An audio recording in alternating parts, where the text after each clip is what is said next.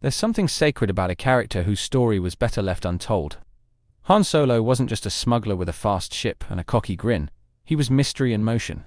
A man who kept you guessing, who said more with a half smile than most do with a monologue. And for decades, that mystery kept him electric. We didn't need to know where he came from, because every move he made told us who he was. Then came the film that tried to pull back the curtain. It wanted to explain him, define him, connect every scar and quip to a single origin. But sometimes, when you explain too much, you erase the magic. And that's what happened here. The more it told us, the less we believed, the less we felt. It's like the legend was pulled out of the fire too early, before the edges were sharp enough to matter. There's a strange frustration that builds when a story feels so close to greatness, but falls short on every turn. Solo had the actors, the world, the license to be bold, and yet it never committed to anything real. It flirted with weighty themes like trust and betrayal, but always backed off before it got uncomfortable. And Han Solo, of all people, is not a character you water down for comfort. You don't become a legend in the stars by following instructions. Han was born in the cracks, raised by instinct, and shaped by pain. We were supposed to see that. Instead, we got a series of tidy explanations wrapped in safe action sequences and fan service that missed the heart of who he was. It's not just that the movie was underwhelming, it's that it misunderstood the very soul of the character.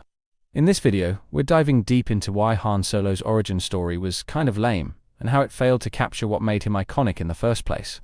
We'll look at the moments that missed, the characters who deserved more, and the potential paths that could have made this story unforgettable.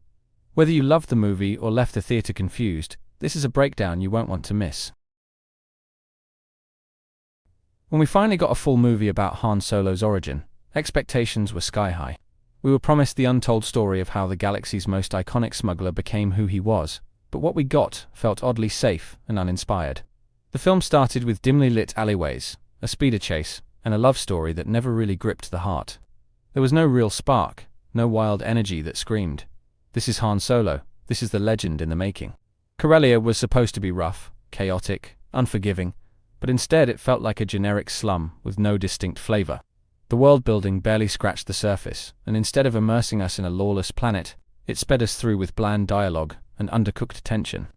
There was no grit in Han's struggle, just a quick escape that relied more on plot convenience than emotional weight. It didn't feel earned, it felt designed by checklist. Han's relationship with Kira was meant to be this central pillar, a driving force for his actions and choices, but the chemistry was shaky at best.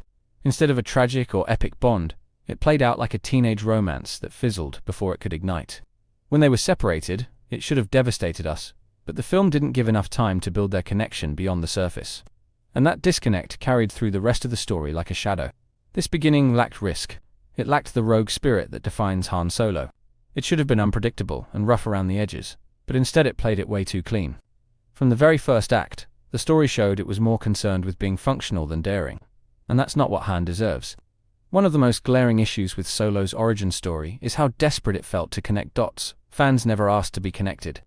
The movie seemed obsessed with cramming in explanations for every little thing about Han, from his last name to how he got his blaster. These were details better left mysterious or discovered naturally, not dumped out like trivia in a theme park ride. The scene where he gets the name Solo was just awkward. A random Imperial officer asking if he had people and deciding Solo sounded good was not only lazy, it undercut the meaning of his identity. This was a guy who builds walls around himself, who chooses solitude as a defense, not because a clerk gave him a surname. That kind of backstory should have been emotional, not accidental. Then there's the moment he gets his iconic blaster, tossed to him casually like a party favor. It should have been a moment of importance, a turning point, maybe from a mentor or in a high-stakes exchange, but it felt like an afterthought.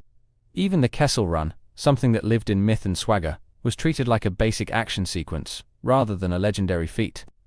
The film constantly told, instead of showing. Tobias Beckett was meant to be Han's mentor, the man who shapes his distrust and teaches him the cost of betrayal, but his arc was rushed and lacked depth. He came off as more of a plot device than a fully realized person, someone who was just there to nudge Han forward without ever feeling fully present. There was potential in his cynicism, but it never landed with any real impact. Kira had the bones of an intriguing character, torn between her past and her current loyalties, but the movie barely explored her inner conflict. Her final choices felt more like plot twists than character-driven moments, and her motivations were always murky.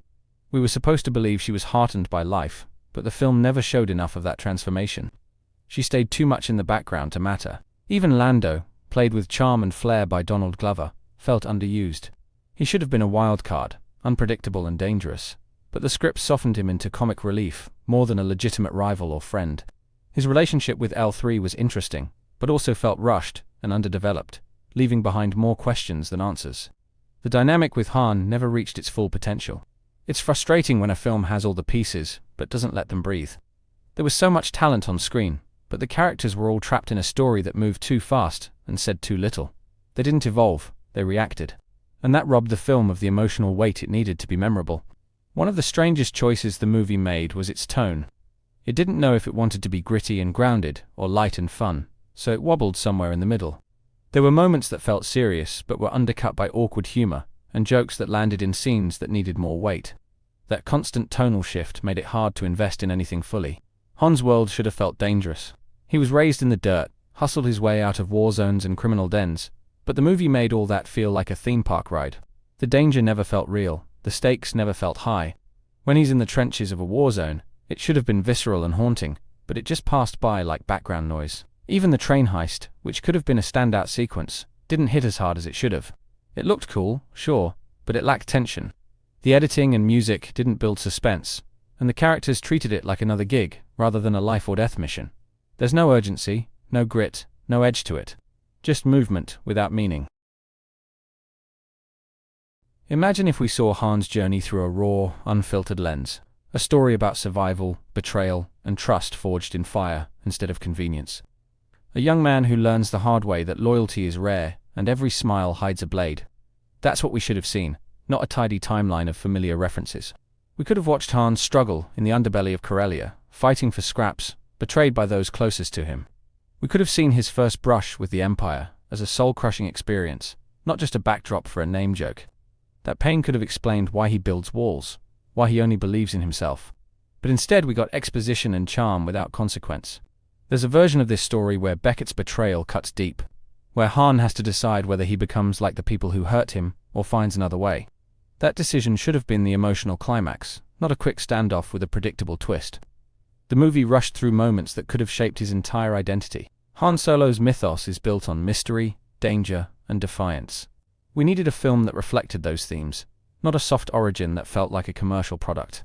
There was so much potential here, but the execution never dared to explore the shadowy corners of who Han really is. In the end, Han Solo's origin story just didn't rise to the occasion. It tried to explain things that never needed explaining and left out the depth that truly mattered. What we got was a polished shell with no real soul, a movie that looked like Star Wars but didn't feel like Han Solo. And that's the real tragedy. Han is supposed to be a complicated man shaped by loss, grit, and hard-earned lessons. The movie gave us a version of him that was too soft, too guided, too polite. It didn't show the chaos that made him cynical or the pain that made him hesitate to trust. We needed to see him broken before he could become whole again, and we just didn't. This origin should have made us feel something deeper. It should have pulled back the curtain on the emotional storms that turned a street rat into a galactic legend. Instead, it just filled in gaps no one was really asking about, and did it with the flair of a checklist. No bold choices, no lasting echoes, just flashes of what could have been. But even with a story this week, Han Solo still manages to shine. That's a testament to the power of the character, the swagger, and the legacy. Maybe the origin didn't hit right, but Han's place in Star Wars is still untouchable. And sometimes, mystery really is the better storyteller.